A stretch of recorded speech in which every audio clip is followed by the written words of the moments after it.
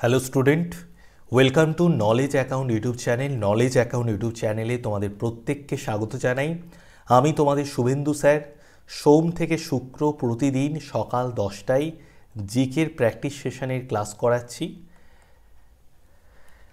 দেখো, আমাদের WBPSC food এশিয়ার পরীক্ষা মার্চ মাসে হবে।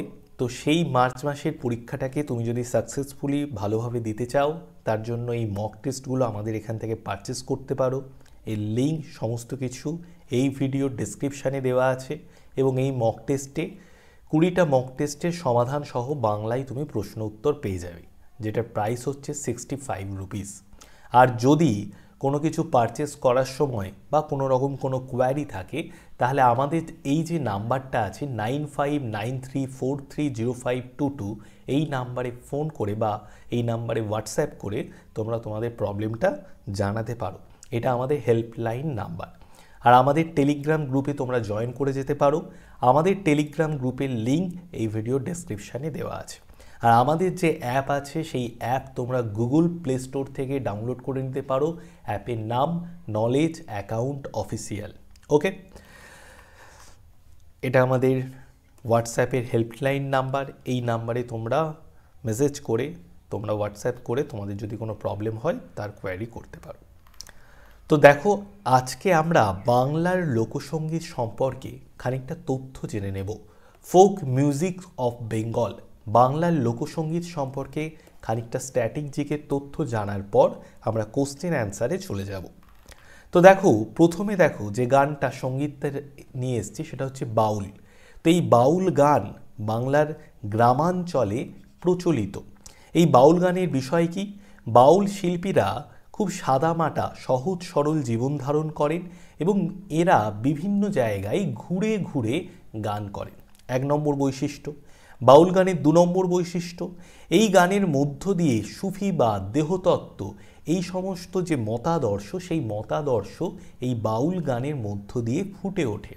3 নম্বর, বাউল গানের সঙ্গে যে বাদ্যযন্ত্রগুলি ব্যবহার করা হয় সেই বাদ্যযন্ত্রগুলোর নাম কি? যারা বাউল গান গায় তারা কোন বাদ্যযন্ত্র ব্যবহার করে?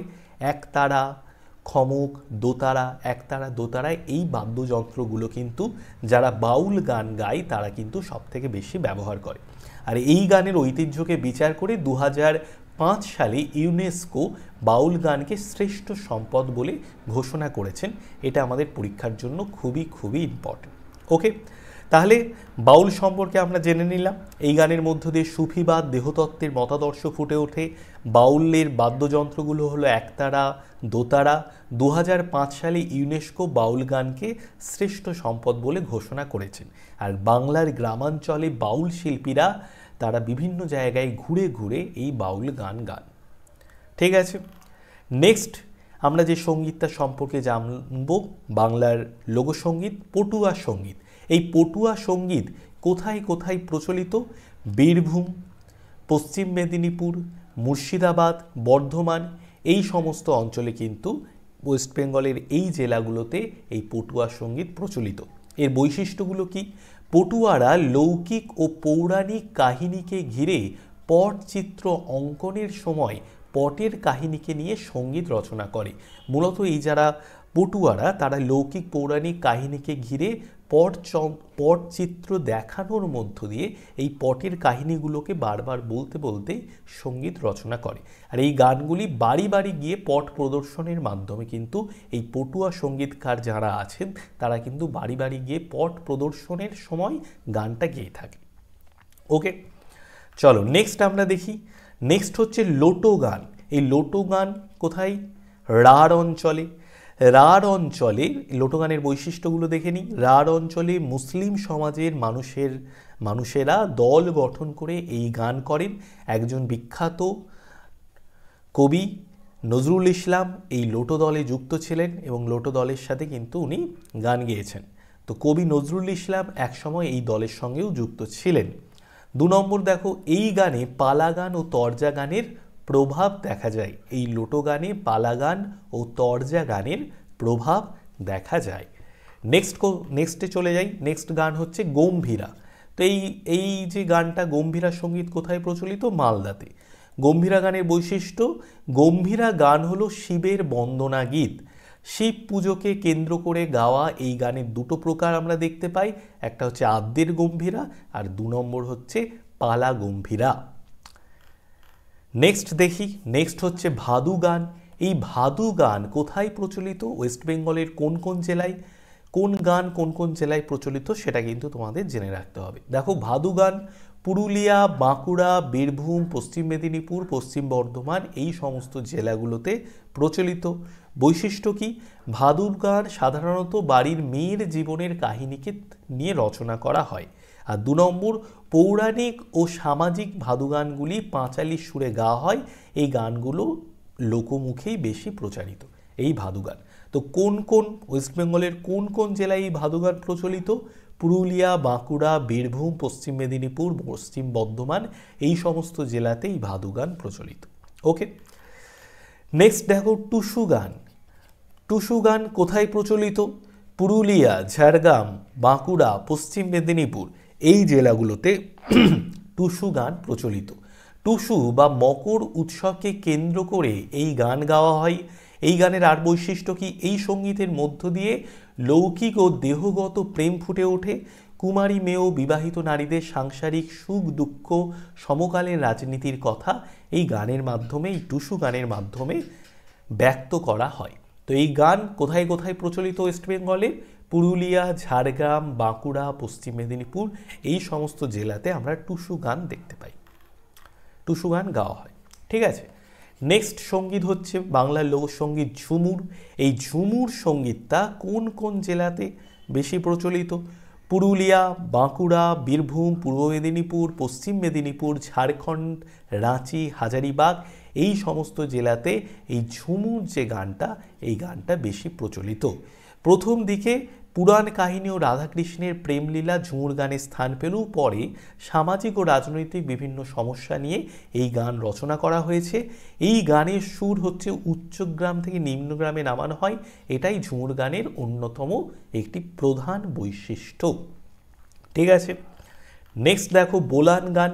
এই বোলান গান কোন কোন জেলাতে প্রচলিত, বীরভূম, নদিয়া, বর্ধমান, মুর্শিদাবাদ এই সমস্ত ওয়েস্ট বেঙ্গলের জেলাতেই বোলান গান প্রচলিত। এর বৈশিষ্ট্য কি, প্রাচীন এই লোকগানটি বাংলায় তুর্কি আক্রমণের পর থেকেই বেশি প্রাধান্য পায় এবং শিবের গাজন উপলক্ষে তুর্কি আক্রমণের পর থেকে গাওয়া হয়।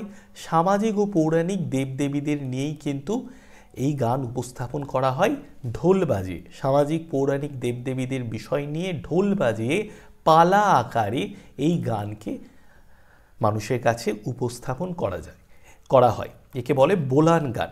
ঠিক আছে, নেক্সট হচ্ছে ভাওয়াইয়া। এই ভাওয়াইয়া কোথায় কোথায় দেখতে পাই আমরা, খানিকটা উত্তরের দিকে ওয়েস্ট বেঙ্গলে কোচবিহার, অসম, বাংলাদেশের রংপুর এই সমস্ত জায়গায় আমরা ভাওয়াইয়া গানটা প্রচলিত।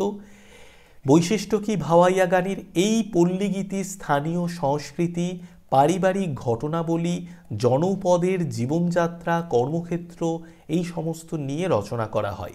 বাংলাদেশের উত্তরাঞ্চলে গরুর গাড়ির যারা গাড়োয়ান ছিল তারা রাতে গাড়ি চালানোর সময় মনের ভাবকে প্রকাশ করতেন এই ভাওয়াইয়া গানের মাধ্যমে, যাতে সেই থেকেই এই গানের উৎপত্তি বলে মনে করা হয়। বাংলাদেশের উত্তরাঞ্চলে গরুর গাড়ির গাড়োয়ানরাই এই গাড়ি চালানোর সময় মনের ভাবকে প্রকাশ করার জন্য এই ধরনের গান গাইতো, সেখান থেকেই এই ধরনের গানের উৎপত্তি এটা মনে করা হয়। এগুলো বাংলার সব ফোক সঙ্গীত। ঠিক আছে, তো পরীক্ষার জন্য ইম্পর্টেন্ট, আর এগুলো আমাদের জেনে রাখাটাও খুব ইম্পর্টেন্ট। ঠিক আছে, কারণ আমরা সবাই বাঙালি, তো বাংলার সংস্কৃতিকে আমাদের জানতে হবে। তো দেখো ভাটিয়ালি এই গানটা কোথায় কোথায় আমরা দেখতে পাই, সুন্দরবন অঞ্চল এবং বাংলাদেশের ময়মনসিংহ জেলায় এই গানটা আমরা দেখতে পাই। ভাটিয়ালি এই গানের বৈশিষ্ট্য কি, এই গান মূলত নদীমাতৃক গান। নদীমাতৃক অঞ্চলে মাঝি মোল্লারা নৌকা বাইবার সময় এই গান গেয়ে থাকেন। ঠিক আছে, আর 2 নম্বর এই গানের মধ্য দিয়ে গ্রামীণ জীবনযাত্রা, মাঝি মোল্লাদের বিরত আকুলতা, তাদের জীবনযাত্রা, তাদের ভালোবাসা, গ্রামীণ নারীর প্রেম প্রীতি এই সমস্ত যে বিষয়গুলো, এই বিষয়গুলো এই ভাটিয়ালি গানের মধ্যে দিয়ে ফুটে উঠেছে। ওকে, যদি ক্লাসটা ভালো লাগে অবশ্যই একটা লাইক করে দিও আর জানিও কেমন লাগছে। তো দেখো এরপরে সারি গান, এই সারি গান ওয়েস্ট বেঙ্গলের কোন কোন জেলায় দেখা যায়? কোচবিহার, পশ্চিম দিনাজপুর, জলপাইগুড়ি, মালদা, দার্জিলিং এই সমস্ত জেলাতে এই সারি গান আমরা দেখতে পাই। ফার্সি, এই যে সারি শব্দটা, এটা জারি হয়ে গেছে, এটা অ্যাকচুয়ালি সারি হবে। এই সারি শব্দটা অ্যাকচুয়ালি ফার্সি শব্দ। এর অর্থ কি? এর অর্থ হলো শোক। মহরমের মাসে কারবালের শোকার্ত কাহিনীকে স্মরণ করেই এই গানের উৎপত্তি, এরকম অনেকেই মনে করা হয়েছে। ঠিক আছে। নৌকার মাঝিরা, নৌকা বাইচ ও শ্রমিকেরা দলবদ্ধভাবে কাজ করার সময় শ্রম লাঘবের উদ্দেশ্যে এই সারি গান গেয়ে থাকে। আর 2 নম্বর বৈশিষ্ট্য হচ্ছে ছাদ পেটানোর তালে তালে এই গান গাওয়া হয় বলে অনেকে ছাদ পেটানোর গানও বলে, মানে ছাদ পেটানোর তালে তালে, এই ছাদ পেটানোর যে কষ্টটা সেটা যাতে লাঘব হয় তার জন্য এইরকম গান তালে তালে গাওয়া হয়। নৌকার যখন বাইচ প্রতিযোগিতা হয় বা শ্রমিকেরা যখন দলবদ্ধভাবে কাজ করে তাদের শ্রমটা যাতে একটু লাঘব হয় তার জন্য তারা এই ধরনের সারি গান ব্যবহার করে। ওকে। কবি গান, এই কবি গান কিন্তু কলকাতা এবং গ্রাম বাংলার বিভিন্ন অঞ্চলে দেখা গেছে। সাধারণত 2টি দলের মধ্যে এই গান গাওয়া হয়। প্রতিটি দলের নেতাকে কবিয়াল বলা হয়। এই কবি গানের খুব ইম্পর্টেন্ট কবি গানের বৈশিষ্ট্যগুলো, প্রতিটি দলের একজন করে নেতা থাকে, তাকে কবিয়াল বলে, এবং তার কিছু সহকারী গায়ক থাকে, তাদেরকে বলে দোহার। কবি গানের বিভিন্ন অংশগুলো কি? বন্দনা, আগমনী, সখী সংবাদ, বিরহ, লহর, খেউর, এগুলো কবি গানের বিভিন্ন অংশ। কয়েকজন বিখ্যাত কবিয়ালের নাম আমাদের জানতে হবে। অ্যান্টনি ফিরিঙ্গি অন্যতম একজন বিখ্যাত কবিয়াল, নিত্যানন্দ বৈরাগী, ভোলা ময়রা, এরা হচ্ছে বিখ্যাত কয়েকজন কবিয়াল। এইবার দেখো আমরা আমাদের কোশ্চেন অ্যান্সার পর্বে চলে এসেছি। তো ফার্স্ট কোশ্চেন দেখো, ভারতের ভূখণ্ডের পূর্বতম বিন্দু কোনটি? ভারতীয় ভূখণ্ডের পূর্বতম বিন্দু আমরা সবাই জানি অরুণাচল প্রদেশের কিবিথু হচ্ছে ভারতীয় ভূখণ্ডের পূর্বতম বিন্দু, আর পশ্চিমতম বিন্দু কি? গুজরাটের গুহর মোটর। ঠিক আছে। তো ভারতের উত্তরতম স্থান কাশ্মীরের ইন্দিরা কল, দক্ষিণতম স্থান আন্দামান নিকোবর দ্বীপপুঞ্জের ইন্দিরা পয়েন্ট, পশ্চিমতম স্থান হচ্ছে গুজরাটের গুহার মোটর, আর পূর্বতম স্থান হচ্ছে ভারতের অরুণাচল প্রদেশের কিবিথু। সাপটা গঠিত হয় কত সালে? সাপটা গঠিত হয় 1993 সালে, 1993 হয়ে যাবে আমাদের রাইট অ্যান্সার। 1993 সালে ভারত, পাকিস্তান, বাংলাদেশ, শ্রীলঙ্কা, নেপাল, ভুটান, মালদ্বীপ প্রভৃতি সার্ক গোষ্ঠীভুক্ত দেশগুলি যৌথ বাণিজ্যিক সহায়তার জন্য south Asian preferential trade agreement বা সাপটা গঠন করেছে। এর ফলে সার্ক গোষ্ঠীভুক্ত দেশগুলির পারস্পরিক বাণিজ্যের পরিমাণ বৃদ্ধি পাবে। ঠিক আছে, এটা 1993 সালে গঠন করা হয়েছে south Asian preferential trade agreement. 10 degree channel অবস্থিত কোথায়? ভারত শ্রীলঙ্কার মাঝে, আন্দামান নিকোবর দ্বীপপুঞ্জের মাঝে, মিনিকয় ও লাক্ষাদ্বীপের মাঝে, মালদ্বীপ ও মিনিকয়ের মাঝে। তো 10 ডিগ্রি চ্যানেল কোথায় অবস্থিত? আন্দামান নিকোবর দ্বীপপুঞ্জের মাঝে। আন্দামান নিকোবর দ্বীপপুঞ্জের মাঝে আমরা এই 10 ডিগ্রি চ্যানেলটাকে দেখতে পাই। 10 ডিগ্রি চ্যানেল হলো একটি প্রণালী বা একটি চ্যানেল। এটি ছোট আন্দামান দ্বীপ ও নিকোবর দ্বীপের মধ্যবর্তী স্থানে অবস্থিত। চ্যানেলটি চওড়া প্রায় 150 কিলোমিটার। এই চ্যানেলটি ভারতের কেন্দ্রশাসিত অঞ্চল আন্দামান ও নিকোবর দ্বীপপুঞ্জের 2টি দ্বীপ আন্দামান দ্বীপ ও নিকোবর দ্বীপকে পৃথক করেছে। এই চ্যানেলটির মধ্য দিয়ে 10 ডিগ্রি উত্তর অক্ষরেখা চলে গেছে বলে এই চ্যানেলটিকে বলা হয় 10 ডিগ্রি চ্যানেল। নেক্সট কোশ্চেন দেখি, জজিলা গিরিপথটি কোথায় অবস্থিত? জজিলা গিরিপথটি কোথায় অবস্থিত? লাদাখে অবস্থিত। লাদাখে এই জজিলা গিরিপথটি অবস্থিত। জজিলা গিরিপথ লাদাখ মালভূমিতে অবস্থিত। গিরিপথটি 3850 মিটার উচ্চতায় অবস্থিত। দক্ষিণে অমরনাথ গুহা অবস্থিত। এই গিরিপথটি শ্রীনগর, কার্গিল, লের মধ্যে সংযোগ রক্ষা করে। শ্রীনগর ও জজিলা রোড জাতীয় সড়কের মর্যাদা পেয়েছে। চিল্কা হ্রদে সৃষ্ট বদ্বীপটির নাম কি? চিল্কা হ্রদে সৃষ্ট বদ্বীপটির নাম সাগরদ্বীপ, পারিকুদ, পিরাম, মাজুলি। তো চিল্কা হ্রদে সৃষ্ট বদ্বীপটির নাম হলো পারিকুট। পারিকুট হয়ে গেল চিল্কা হ্রদে সৃষ্ট বদ্বীপটার নাম।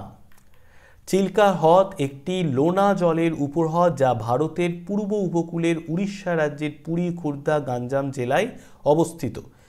ঠিক আছে, দিয়া নদীর তীরে বঙ্গোপসাগরে এটি 1100 কিলোমিটার এলাকা জুড়ে অবস্থিত। এটি ভারতের বৃহত্তম উপকূলীয় লেগুন।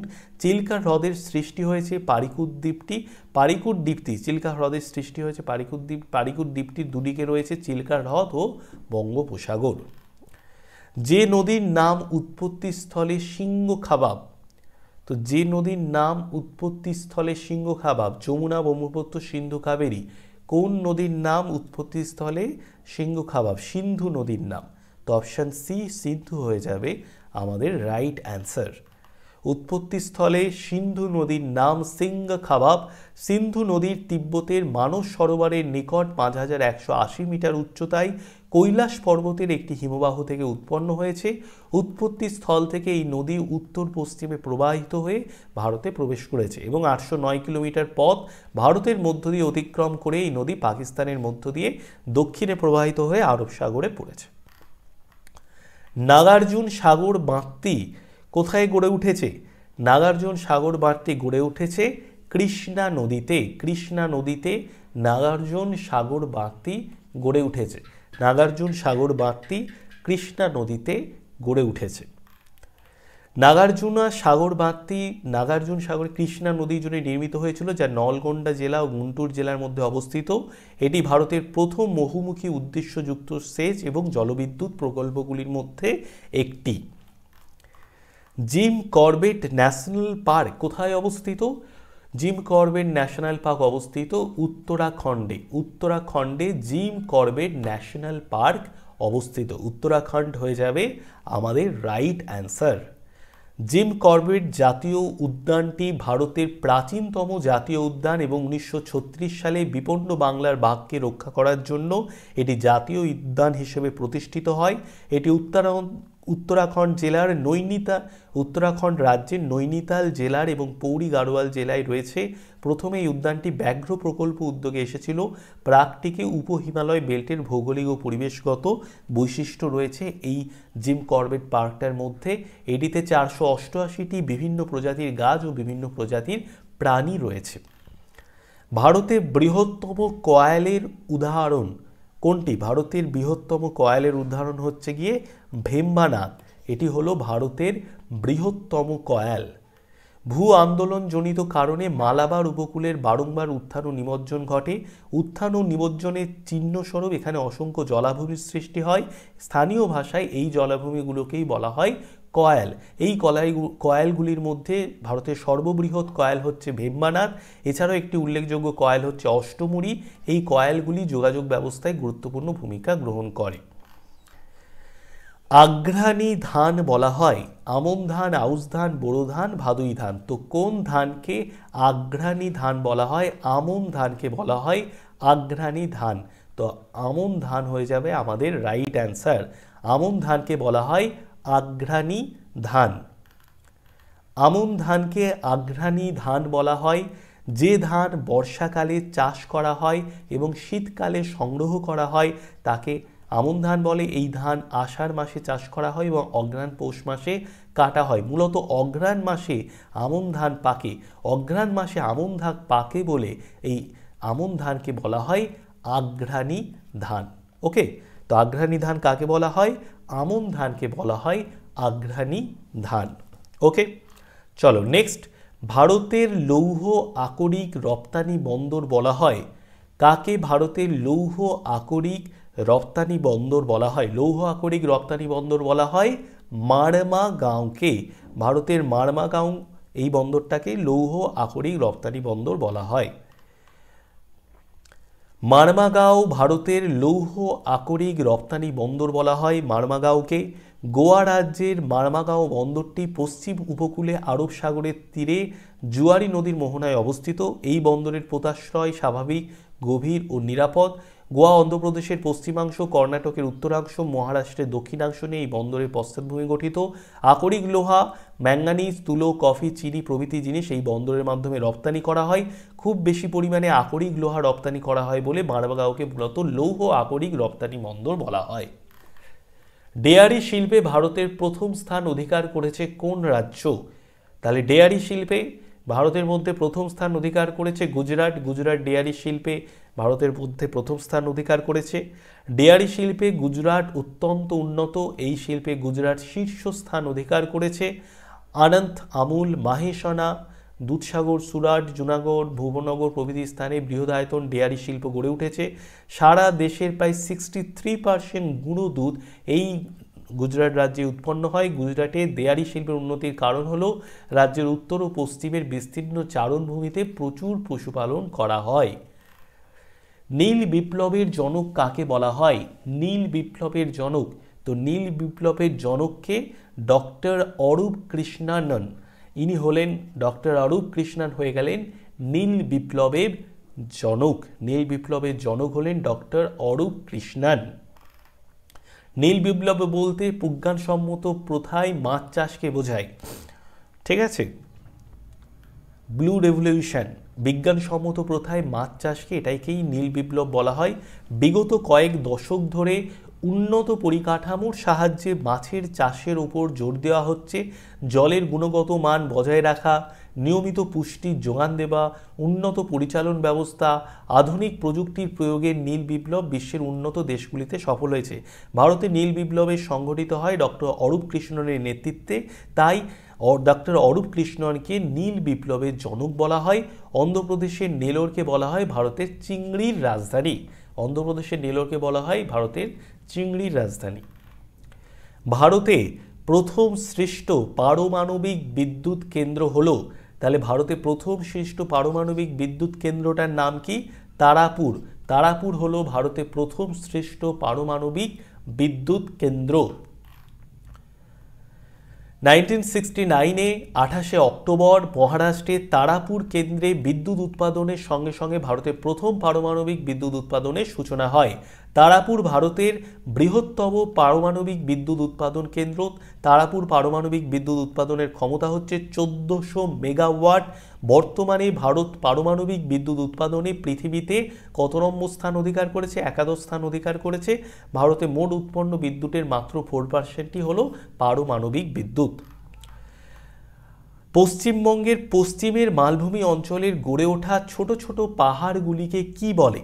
তো পশ্চিমবঙ্গের পশ্চিমের মালভূমি অঞ্চলে ছোট ছোট পাহাড়গুলিকে বলা হয় ডুংরি। ছোট ছোট পাহাড়গুলিকে ডুংরি বলে, ঠিক আছে। বাঁকুড়া, পুরুলিয়া, বীরভূম, বর্ধমান, পশ্চিম মেদিনীপুর জেলাতে পশ্চিমের উঁচু নিচু ঢেউ খেলানো সুবিস্তৃত ভূমিভাগ ও পশ্চিমের মালভূমি অঞ্চলের মধ্যে অন্তর্গত। মালভূমি অঞ্চলের ছোট ছোট পাহাড়গুলিকে স্থানীয় ভাষায় ডুংরি বলে। পুরুলিয়া জেলার পশ্চিমাংশ কংসাবতী ও সুবর্ণরেখার নদীর মাঝখানে অবস্থিত।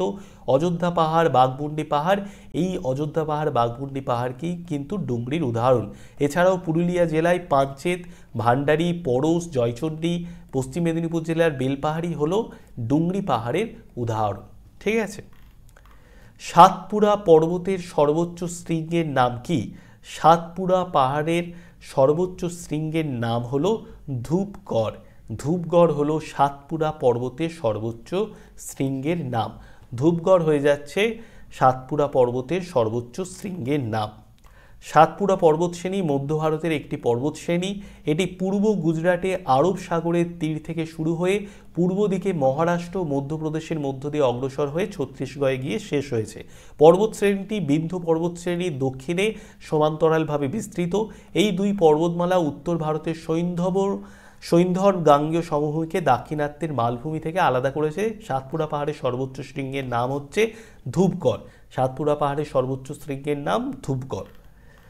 ব্রহ্মপুত্র নদীর নাম যমুনা হয়েছে কোথা থেকে? সুরাট থেকে, রাজমহল পাহাড় থেকে, ধুবড়ি থেকে, এগুলির কোনোটি থেকেই নয়। তো ব্রহ্মপুত্র নদীর নাম যমুনা হয়েছে কোথা থেকে?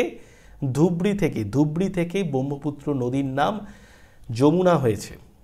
ব্রহ্মপুত্র তিব্বতের কৈলাস পর্বতের চেমাউংদুং হিমবাহ থেকে উৎপন্ন হয়ে পূর্ব দিকে তিব্বতের মধ্য দিয়ে সাংপো নাম নিয়ে 1800 কিলোমিটার প্রবাহিত হয়েছে। তিব্বত অতিক্রম করে এই নদ অরুণাচল প্রদেশের দক্ষিণ ও দক্ষিণ পশ্চিমে শিয়ং ও দিহং নামে প্রবাহিত হয়েছে।